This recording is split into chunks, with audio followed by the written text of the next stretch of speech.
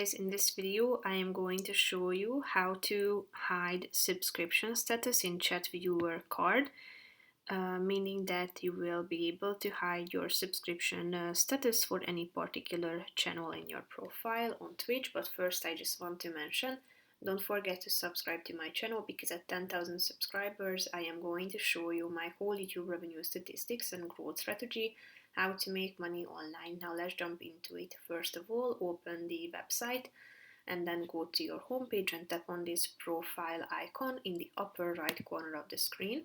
Then scroll down and tap on settings. Then tap on the fourth section at the top, security and privacy. Then you should scroll down to the privacy section, and here you can see the hide subscription status in Chat Viewer Card feature that you can enable by tapping on this button, so that it won't show your subscription status, tier or duration for any particular channel in your profile or chat card.